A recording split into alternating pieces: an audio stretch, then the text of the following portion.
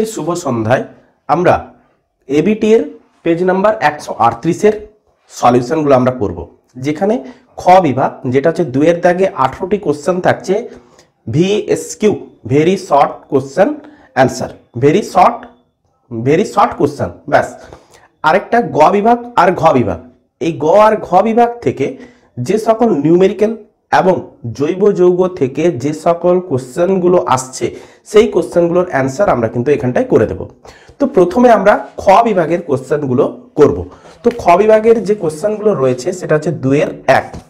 First question তোমরা সবাই page number 138 খোলো এবং সেখান থেকে প্রত্যেকে কোশ্চেনগুলোকে আগে করার চেষ্টা করো, তারপরে এখানে অ্যান্সার দেখে নাও। তো প্রথম হচ্ছে CnH2n+2 সংকেতযুক্ত একটি জৈব গ্রিনহাউস গ্যাসের নাম লেখো। First CH4। তারপরে আসছে 2.2 সুইট গ্যাস কি? Methane hydride 4CH4 23H2O, methane হাইড্রাইডকে সুইট গ্যাস বলে। তাপন মূল্যের এসআই একক কি? তাপন এর অথবা কোশ্চেন, তাপন মূল্যের এসআই একক কিলো জুল পার গ্রাম হয়েছে।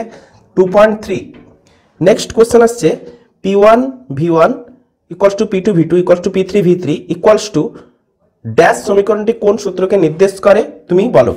তো বয়েলের সূত্র। কি লিখব? বয়েলের সূত্র।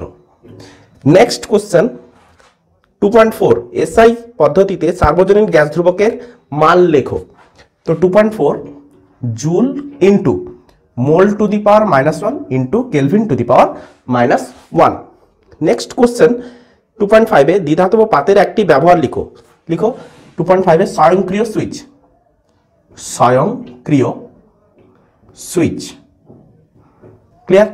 তো নেক্সট কোশ্চেন এর অথবা রয়েছে তরলের আয়তন প্রসারণ গুণাঙ্ক 3 প্রকার, বিবৃতিটি সত্য না মিথ্যা? তো মিথ্যা। এর অথবা কোশ্চেনের অ্যান্সার হচ্ছে মিথ্যা। ক্লিয়ার? নেক্সট 2.6 একটি অবতল দর্পণের ফোকাস দৈর্ঘ্য কত হবে যদি বক্রতা ব্যাসার্ধ 21 সেন্টিমিটার হয়? তো অ্যান্সার হচ্ছে F = R/2 থেকে 21/2 মানে হচ্ছে 10.5। ক্লিয়ার হচ্ছে? এত সেন্টিমিটার লিখে দেবে, একক দিয়ে দেবে। তো 2.7 কমলা ও নীল বর্ণের আলোর মধ্যে কোনটির তরঙ্গ দৈর্ঘ্য বেশি? কোনটার তরঙ্গ দৈর্ঘ্য বেশি? লিখবে কমলা, তরঙ্গ দৈর্ঘ্য কমলার বেশি। কত পরিমাণ তড়িৎ সিলভার নাইট্রেট দ্রবণে চালনা করলে ক্যাথোডে 0.118 গ্রাম সিলভার জমা হবে? তো 2.8 লিখো 1 কুলম, 1 কুলম। নেক্সট কোশ্চেন 2.9 মো কোন ভৌত রাশিকে নির্দেশ করে? লিখো 2.9 তড়িৎ পরিবাহিতা, তড়িৎ পরিবাহিতা। তারপরে 2.10 কি আসছে? কার্বন ডেটিং একটি পদ্ধতি, এটি মূলত কোন ধরনের কাজে ব্যবহৃত হয়? লিখো জৈব পদার্থের বয়স নির্ণয়, জৈব পদার্থের বয়স নির্ণয়। ক্লিয়ার? তারপর লিখো তার অথবা রয়েছে তেজস্ক্রিয়তা পরিমাপের একটি একক হলো কুরি। তোমার জানা অন্য একটি এককের নাম লেখো। এর অথবা কোশ্চেন বেকারেল। কি লিখবো? বেকারেল। তারপরে 2.11 দেখো বাম স্তম্ভ আর ডান স্তম্ভের মধ্যে সাদৃশ্য দেখাতে বলেছে, মিলাতে বলেছে। একটি হ্যালোজেন মৌল ব্রোমিন এর সাথে 4, এর সাথে 4। তারপরে জার্মান সিলভার থাকে জিঙ্ক, বির সাথে 3 হয়েছে। চ্যালকোসাইট হচ্ছে কপার, সির সাথে 2 হয়েছে। থার্মিড মিশ্রণ অ্যালুমিনিয়াম, ডির সাথে 1। ক্লিয়ার হলো? এবার আছে 2.12 মেন্ডেলিফের পর্যায় সারণীর সংশোধিত সংস্করণে 0 শ্রেণী ছিল না, না ভুল ছিল, 2.12 ছিল, এটা হচ্ছে মিথ্যা। আচ্ছা 2.13 দেখো জলের তড়িৎ বিশ্লেষণে ক্যাথোডে ও অ্যানোডে উৎপন্ন গ্যাসের ভরের অনুপাত। ক্যাথোডে কি উৎপন্ন হয়? হাইড্রোজেন। অ্যানোডে কি উৎপন্ন হয়? অক্সিজেন। তাহলে এদের ভরের অনুপাত হচ্ছে 1:8। নেক্সট আসছে এর অথবা অ্যানোড মাডে থাকে এমন একটি দামি ধাতুর নাম লেখো। তো অথবা লিখবে অ্যানোড মাডে কি থাকে?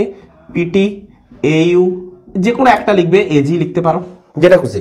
তো দামি ধাতু তোমরা পিটি লিখবে। তো অ্যামোনিয়ার জলীয় দ্রবণের প্রকৃতি আম্লিক না ক্ষারীয়? 2.14 লিখবে ক্ষারীয়। কেমন? ক্ষারীয়। তারপরে লিখো 2.15 হচ্ছে হিমঘরে খুব নিম্ন উষ্ণতা সৃষ্টি করতে কোন গ্যাস ব্যবহৃত হয়? Nitrogen gas. 2.15 nitrogen gas. Clear? তারপরে 2.16 আচ্ছা 15 এর অথবা রয়েছে পরীক্ষাগারে ধাতবমূলক শনাক্তকরণে যে দুর্গন্ধযুক্ত গ্যাসটি ব্যবহৃত হয় তার নাম কি? H2S gas. এর অথবা লিখে রাখবে, অথবা H2S গ্যাস।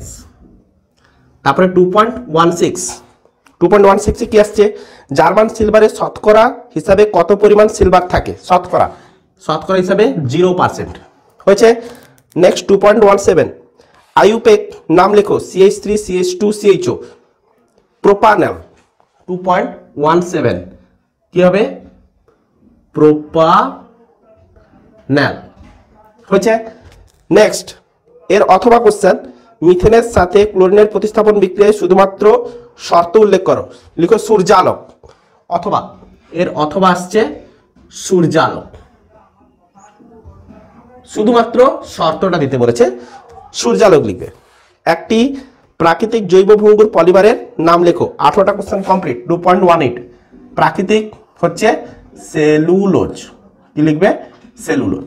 তো আমাদের এই ছিল 18টা কোশ্চেন 138 নম্বর পেজে। ক্লিয়ার? তো তোমরা একটা স্ক্রিনশট নিয়ে নাও। তারপরে আমরা গ বিভাগ আর ঘ বিভাগের কোশ্চেন দেখব। নিয়ে নিয়েছ? চলো গ বিভাগের যে সকল নিউমেরিক্যাল কোশ্চেন টাইপের কোশ্চেনগুলো রয়েছে সেই কোশ্চেনগুলো আমরা কিন্তু এখানটায় করব। তো তোমরা প্রথমে, তোমাদের একটাই টার্গেট থাকবে, তোমরা প্রথমে অঙ্কটাকে পড়ে পজ করে নিজের আগে ট্রাই করবে 3বার 4বার, তারপরে এখানটায় দেখবে। তো আমি এখানে যে অঙ্কগুলো রয়েছে সেই অঙ্কের দাগ নম্বরগুলোকে বলবো, তোমরা নিজেরা ট্রাই করবে। তো আমি অঙ্কগুলোকে অলরেডি গোল দাগ করে এসেছি, তো তোমরা সেই অঙ্কগুলোকে প্র্যাকটিস করো। আর থিওরিগুলো তো বই থেকে তোমরা প্র্যাকটিস করছো এবং করবে। তো ফার্স্ট গ বিভাগের যে কোশ্চেনটা সেটা হচ্ছে 3.2 অথবাটা। 3.2 অথবা ফার্স্ট 3.2 অথবা কোশ্চেন।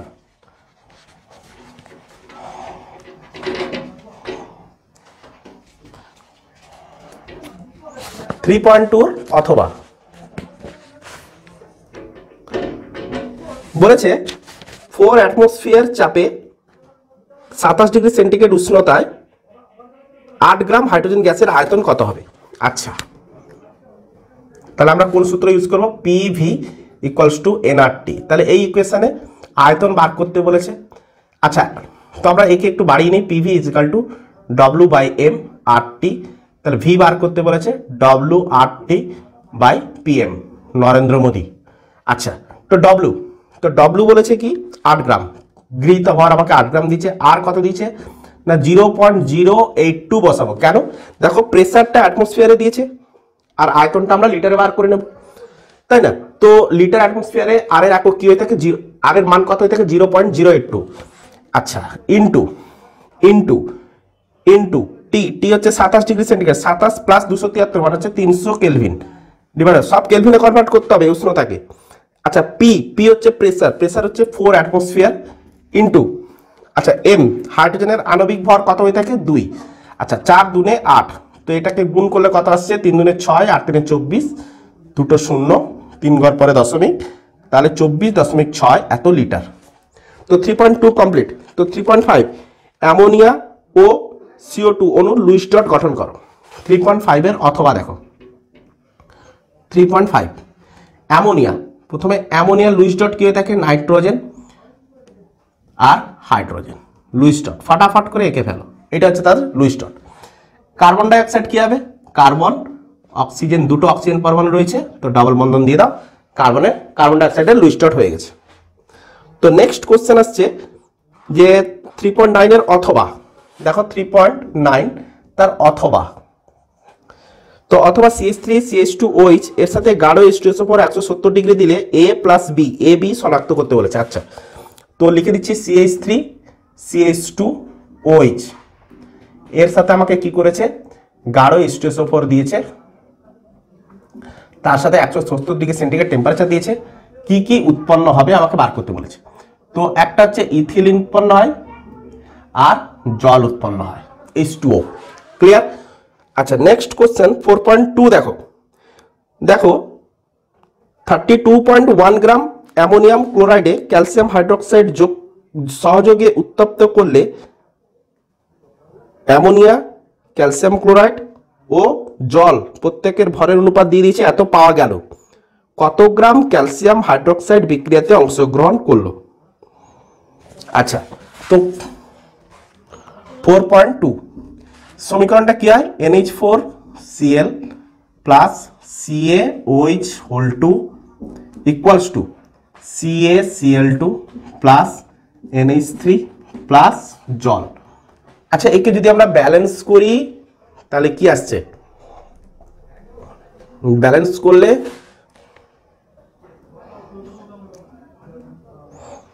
আই থিঙ্ক এটাকে 2 দিয়ে দেব। তো 2 দিলে এখানটা Cl2 হয়ে গেছে। আচ্ছা, 8 8 এখানে 2 10, এখানে আমাকে 2 দিতে হবে, 3 6, এটাইতে 2 দিতে হবে। তো বাকিগুলো মনে হচ্ছে হয়ে গেছে। এটাই ছিল আমাদের সমীকরণ। তাহলে এটা হচ্ছে আমাদের কি ব্যালেন্স সমীকরণ, তাই না? তো আমাকে বলেছে কি গিভেন ভ্যালু কি দিয়েছে, তো আমি এখানটা লিখি গিভেন ভ্যালু। তো গিভেন ভ্যালু আমাকে কি দিয়েছে, যে অ্যামোনিয়াম ক্লোরাইড দিয়েছে 32.1 গ্রাম। আচ্ছা, গিভেন ভ্যালু ক্লোরাইডকে ক্যালসিয়াম হাইড্রোক্সাইড সহযোগে উত্তপ্ত করলে অ্যামোনিয়া উৎপন্ন হচ্ছে 10.2 গ্রাম। অ্যামোনিয়া উৎপন্ন হচ্ছে 10.2 গ্রাম। ক্যালসিয়াম ক্লোরাইডও বলে দিয়েছে 33.3 গ্রাম। আচ্ছা, আর জল বলে দিয়েছে 10.8 গ্রাম। আচ্ছা, তো রাসায়নিক বিক্রিয়ার ভরের সংরক্ষণ সূত্র মেনে চলে। তাহলে ক্যালসিয়াম হাইড্রোক্সাইডের পরিমাণ কত হবে?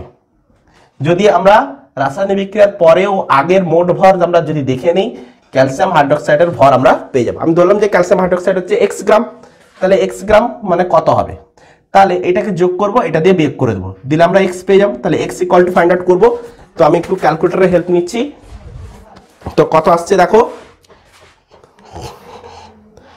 33.3 প্লাস 10.2 প্লাস 10.8 মাইনাস 32.1 সমান কত আসছে? 22.2। সবকিছু ঠিকঠাক থাকলে 22.2 গ্রাম। তাহলে ক্যালসিয়াম হাইড্রোক্সাইডের পরিমাণ কত? 22.2 গ্রাম। ক্লিয়ার? আচ্ছা, তো নেক্সট বলেছে, তার সাথে আরেকটু কোশ্চেন দিয়েছে যে ওই বিক্রিয়াতে কত মোল অ্যামোনিয়া এবং এসটিপিতে কত লিটার অ্যামোনিয়া উৎপন্ন হলো। তাহলে ওই বিক্রিয়াতে অ্যামোনিয়ার পরিমাণটা আমাকে জানতে বলেছে, যে এই বিক্রিয়ায় অ্যামোনিয়া কত উৎপন্ন হয়েছে? 10.2 গ্রাম। তো এটা তো অ্যামোনিয়া 10.2 গ্রাম। আচ্ছা, তো আমাকে ফার্স্টে দেখতে হবে যে NH3 এর আণবিক গুরুত্ব কত। তাহলে NH3 এর আণবিক গুরুত্ব কত হবে? দেখো 14 প্লাস 3, নাইট্রোজেন 14, হাইড্রোজেন 3, তাহলে 17। তাহলে 1 গ্রাম অণুর ভর কত?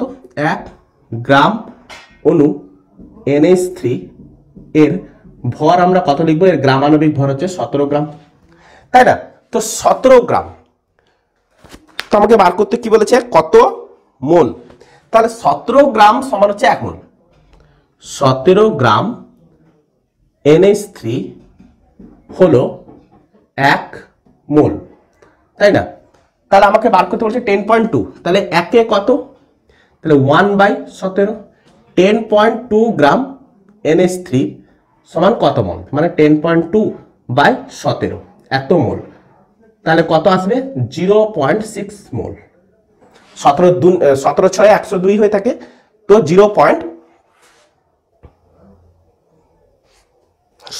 17 6 102, হ্যাঁ 17 6 102, তো 0.6 মোল ঠিক করছি। আচ্ছা, এবারে বলেছে এসটিপিতে কত লিটার অ্যামোনিয়া উৎপন্ন হলো। কত লিটার অ্যামোনিয়া উৎপন্ন হলো। এবারে দেখো আরেকটু বাড়াতে হবে, এসটিপিতে কত লিটার অ্যামোনিয়া পেলাম। দেখো অ্যামোনিয়ার 1 মোল NH3 সমান 22.4 লিটার, তাই বুঝি তো? তো 0.6 মোল সমান কত হবে? 0.6 মোল NH3 বলতে 22.4 গুণিতক 0.6 তাহলে একে গুণ করলে যেটা আসবে সেটাই হচ্ছে এত লিটার, একে আমরা গুণ করলে যেটা পাবো তত লিটার, তাই না? আচ্ছা, তো আমাদের 4.2 কোশ্চেন ওভারঅল কমপ্লিট হলো। তো নেক্সট আসছে 4.2 অথবা বাণিজ্যিক জিঙ্কে, আচ্ছা মুছে দিই আগে, এটাকে রাফ করে দিই, এই সাইডটা রাফ করে দিই।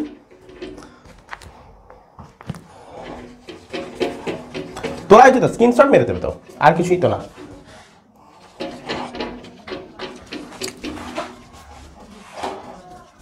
তাড়াতাড়ি একটু করতে হবে তো, নাহলে তো সময় তো চলে যাচ্ছে না, ভিডিও লেন্থ বেড়ে যাচ্ছে ক্রমশ, এটাই হচ্ছে প্রবলেম, লেন্থ বেড়ে গেলে সমস্যা।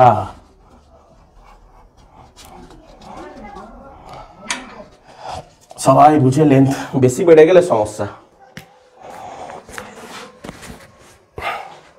4.2 অথবা যে বাণিজ্যিক জিঙ্কে 35% অশুদ্ধি, এরূপ 50 গ্রাম জিঙ্ক অতিরিক্ত পরিমাণ পাতলা সালফিউরিক অ্যাসিডের সাথে বিক্রিয়া করে কি পরিমাণ হাইড্রোজেন গ্যাস উৎপন্ন করবে? আচ্ছা, তো সমীকরণটা হচ্ছে Zn প্লাস H2SO4 সমান কি হয়ে থাকে, ZnSO4 প্লাস H2। তাহলে জিঙ্ক কত হয়ে থাকে, 65 গ্রাম। বিশুদ্ধ সমীকরণ এটা, তো বিশুদ্ধ সমীকরণে আমরা যে পরিমাণটা ব্যবহার করব সেটা হচ্ছে বিশুদ্ধ ভর। তাহলে হাইড্রোজেন উৎপন্ন হচ্ছে কত না 2 গ্রাম, হাইড্রোজেন কত উৎপন্ন হচ্ছে 2 গ্রাম, তাহলে 65 গ্রাম থেকে আমরা 2 গ্রাম হাইড্রোজেন পাচ্ছি। তো আমাকে বলেছে 50 গ্রাম জিঙ্ক নিয়েছে, সেটা হচ্ছে বিশুদ্ধ অবিশুদ্ধ মিলিয়ে, তো বলে দিয়েছে পার্সেন্টেজ বলে দিয়েছে 35%, তার মধ্যে অশুদ্ধি আছে। তাহলে আমি আমার ক্যালকুলেশন কি বলে, তাহলে 50 গ্রাম নমুনায় লিখবো, নমুনায় বিশুদ্ধ জিঙ্কের পরিমাণ, বিশুদ্ধ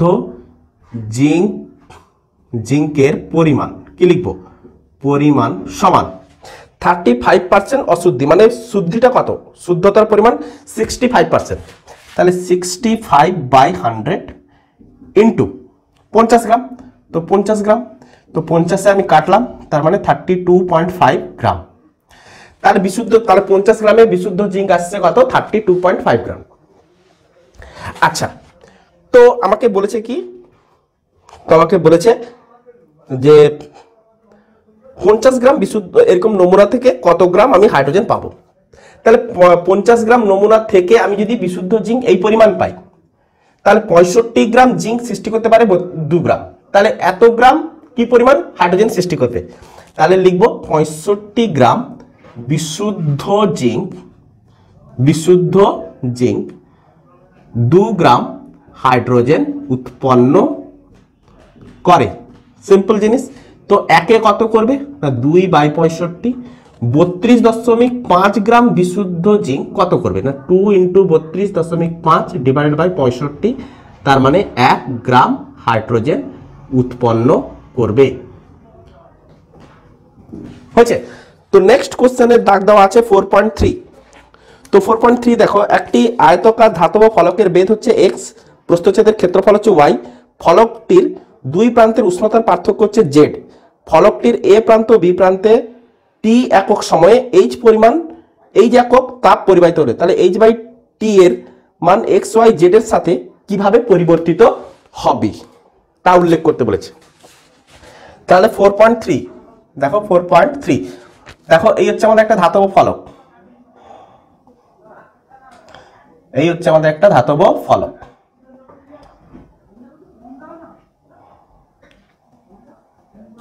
হলো, তাহলে ধাতব ফলকের এপাশের প্রান্তটা হচ্ছে a, এপাশের প্রান্তটা হচ্ছে b, তাই না? আচ্ছা, এবারে বলেছে এদের বেধ কত বলেছে না, বেধটা বলে দিয়েছে, এদের বেধটা বলে দিয়েছে কত, x, বেধটা বলেছে x। আচ্ছা, আর কি বলেছে, ক্ষেত্রফল বলে দিয়েছে, এই যে ক্ষেত্রফল, এই ক্ষেত্রফলটা বলে দিয়েছে না y। আচ্ছা, দুই প্রান্তে উষ্ণতার পার্থক্য, তাহলে দুই প্রান্তের উষ্ণতার পার্থক্য বলে দিয়েছে z। তার মানে আমি কি কি জানলাম, দেখো এরিয়া আমাকে কত বলেছে y, d মানে হচ্ছে যেটাকে ব্রেথ আমরা বলে থাকি, d সেটাকে ধরে থাকি, সেটা আমাকে বলেছে x, উষ্ণতার পার্থক্য θ2 - θ1 সেটা আমাকে বলে দিয়েছে z, আর কত সময় না t। তাহলে ফর্মুলা আমরা যদি মেনটেন্স করতে চাই তাহলে কিউ ইকুয়ালস টু হয়ে থাকে কি k into a into theta two minus theta one into t by d হয়ে থাকে।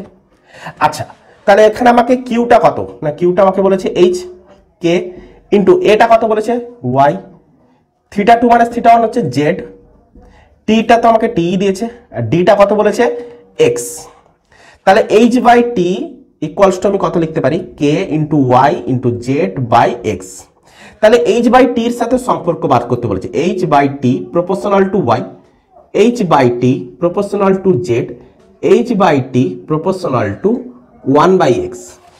তার মানে ওয়াই যেটা নির্দেশ করছিল ক্ষেত্রফল, তাহলে এইচ বাই টির সাথে ক্ষেত্রফল সমানুপাতিক, জেড যেটা নির্দেশ করছিল উষ্ণতা পার্থক্য এইচ বাই টির সাথে জেড সমানুপাতিক, আর এইচ বাই টি এক্স যেটা নির্দেশ করছিল সেটা হচ্ছে আমাদের ব্রেথ, তো ব্রেথের সাথে ব্যস্তানুপাতিক। কমপ্লিট। নেক্সট 4.5, তো এটাকে রাফ করে দিলাম, তো 4.5 দেখার আছে, রাফ করে দিই। 4.5 একটু জলদি করে করতে হবে, তো 4.5 এর কোশ্চেনটা তোমরা নিজের আগে প্র্যাকটিস করো, চেষ্টা করো, ট্রাই করো, দুবার তিনবার পজ করে ট্রাই করো, তারপরে গিয়ে এখানটায় লক্ষ্য করো। তো ততক্ষণে আমি রাফ করে দিই, তারপরে আমি 4.5 করব। এটা একটা ডেরিভেশন এসছে, তো ডেরিভেশনটা ইজিলি তোমাকে করতে হবে এবং পরীক্ষার জন্য নিয়ে যেতে হবে, এই গুপ্তধনটা পরীক্ষার জন্য সংগ্রহ করে নিয়ে যেতে হবে। 4.5 তো পরীক্ষার জন্য খুব ইম্পর্টেন্ট। লাল ও বেগুনি বর্ণের আলোর জন্য কোন মাধ্যমের প্রতিসরাঙ্ক মিউ আর আর মিউ ভি প্রমাণ করো মিউ আর লেস দেন মিউ ভি। তাহলে ধরো উপরেরটা আমি ধরলাম বায়ু মাধ্যম, নিচেরটা আমি মানলাম যে কোনো একটা মাধ্যম, তাহলে বায়ু মাধ্যম থেকে যে কোনো মাধ্যমে একবার লাল ফেলবো, তো এটা হচ্ছে আমাদের অভিলম্ব, তো অভিলম্বের সাথে লাল বর্ণ যেটা ফেলেছি তার আপতন কোণ হচ্ছে আই, এটা হচ্ছে আমাদের অভিলম্ব। তো প্রতিসরণ কোণ আমরা পাবো, এটা হচ্ছে তার সোজা পথ। আচ্ছা, প্রতিসরণ কোণ আমি পাবো এই, ক্লিয়ার। তো প্রতিসরণ কোণ কত হবে, এটা হচ্ছে আমাদের, আমি ধরলাম আর অফ স্মল আর, রেডের জন্য আর অফ আর সাফিক্স দিয়ে আমি স্মল আর ধরলাম।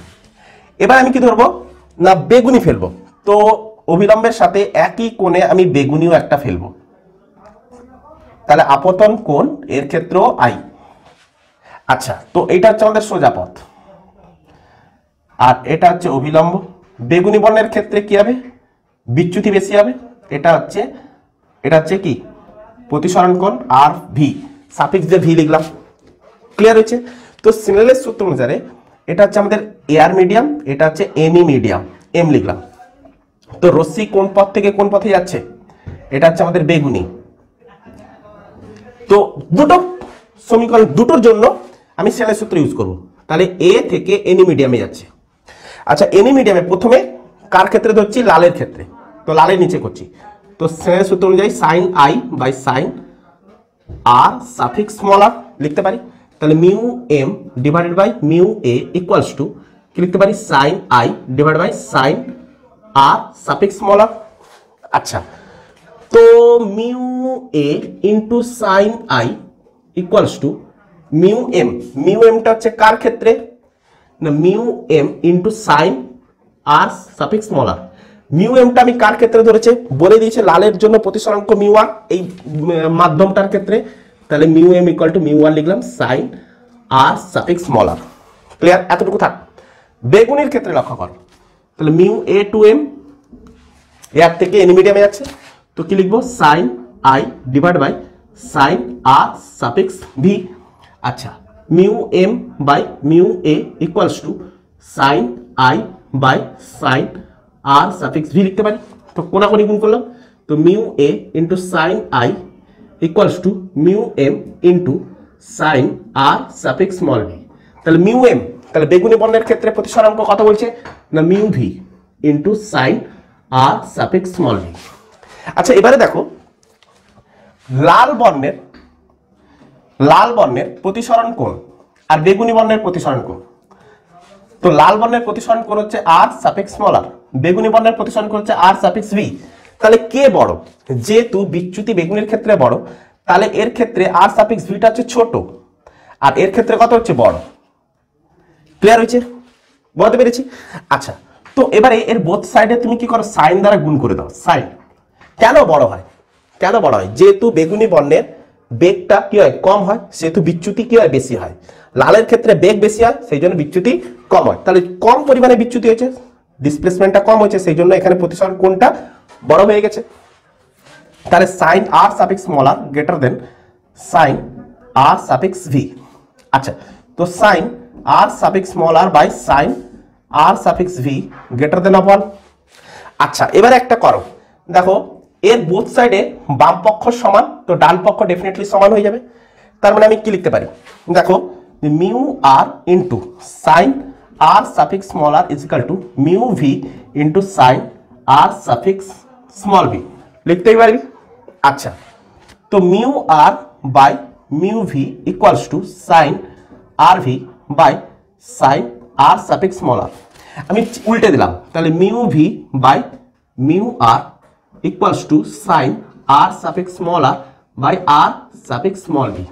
দেখো sine R suffix small R by sine R suffix small V greater than of 1, তার মানে এটা হচ্ছে গ্রেটার দেন অফ 1। যেহেতু এটার সাথে এটা সমান, তাহলে এটাও ডেফিনেটলি কি হবে, মিউ ভি বাই এটা হচ্ছে mu r greater than of 1 হবে। অতএব আমি কি লিখতে পারি, দেখো mu v greater than of mu r. তাহলে এটাই আমাকে প্রমাণ করতে দিয়েছে, তাই না? তো নেক্সট কোশ্চেন দেখো, আইসোমার বলতে কাকে বলে? আইসোমার কাকে বলে? C4H10 আণবিক সংকেত বিশিষ্ট দুটি ভিন্ন যৌগের নাম লেখো যারা পরস্পরের আইসোমার। আচ্ছা, আমি এখানে করে দিচ্ছি C4H10 কত, আমি দাগ নাম্বার দিয়ে দিচ্ছি 4.12। C4H10 দেখো CH3 CH2 CH2 CH3, তো এটা একটা যৌগ। আরেকটা যৌগ হচ্ছে কি CH bond CH3 bond CH3 CH3। দেখো C4H10, তাহলে এর ক্ষেত্রে আণবিক সংকেত C4H10, এর ক্ষেত্রে আণবিক সংকেত C4H10। তো আজকে আমরা পেজ নাম্বার 138 এতটুকু পর্যন্ত ক্লিয়ার করেছি। আই হোপ তোমরা সমস্ত নিউমেরিক্যালগুলোকে নিজের নোট খাতায় তুলেছো এবং রপ্ত করবে। তো এরপরে যেটা আমরা নিয়ে আসবো সেটা হচ্ছে পেজ নাম্বার 100 কত দেখছি 161। তো নেক্সট আমরা 161 পেজ নিয়ে আসছি। আই হোপ তোমরা এতটুকু পর্যন্ত ভালোভাবে বুঝতে পেরেছো। Best of luck, good evening.